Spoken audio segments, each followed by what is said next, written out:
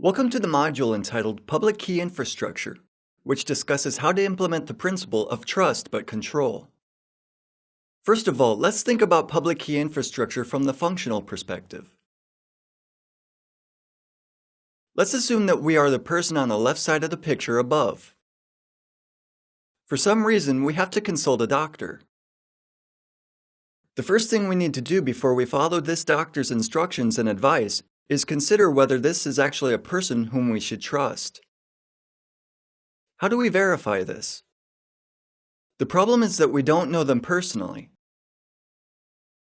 In business life, and in particular in the virtual world of the internet, we often have to trust, sometimes in important matters, people who we have never seen with our own eyes, people whom we don't know. How can we build a relationship of trust? Maybe we need to take someone at their word. I'm the best, and in addition, I have good intentions. If not me, then who can you trust? If we're skeptical to such an approach, we may ask a person to prove it. What can this person do at this point? Maybe he can show a diploma from a reputable university. What questions should now appear in our mind? Is this a school that we can trust? A person who we don't know, a doctor, tries to prove to us his identity by showing us a document issued by some organization. If the document is the original and is not falsified in any way, then for this relationship of trust to make sense, the organization issuing the diploma must be on the list of organizations that we already trust. We trust that the school produces talented graduates.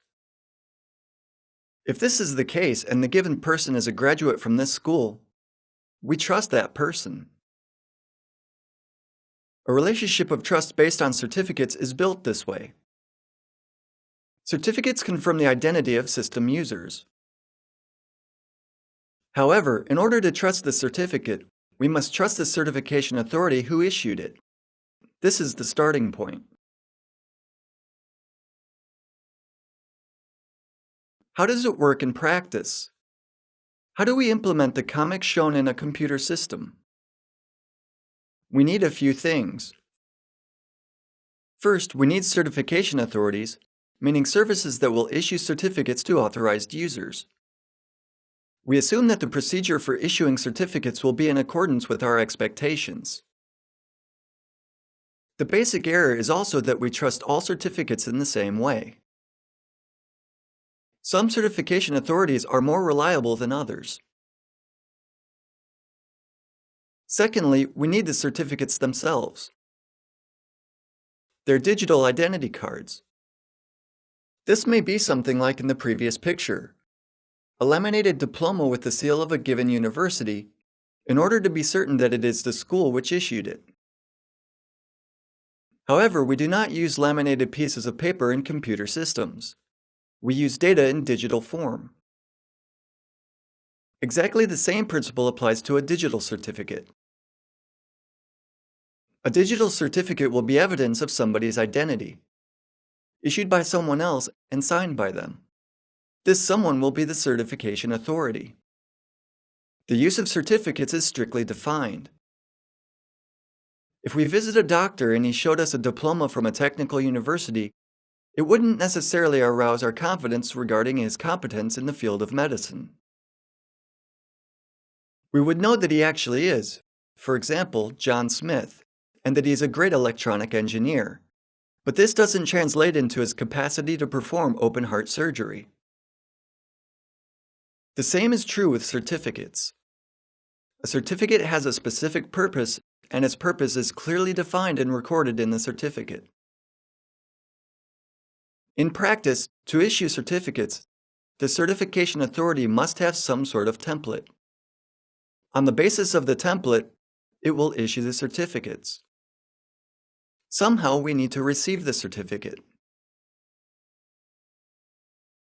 We need to have a certificate distribution point. We need to know where to go to get the certificate. All the more in computer systems, because very often we will request such certificates automatically. In one of the past modules, we had the opportunity to discuss the topic of encrypted file systems, EFS.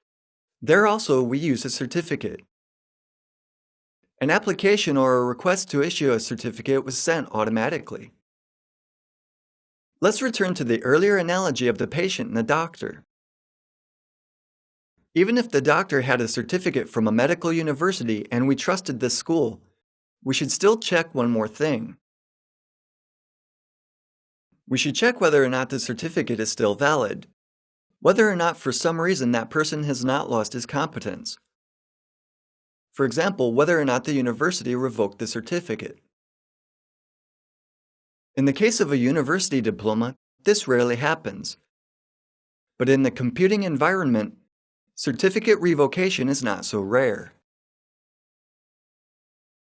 We should still have some tools to manage the entire infrastructure in an effective and efficient manner, meaning all the points which will be talked about.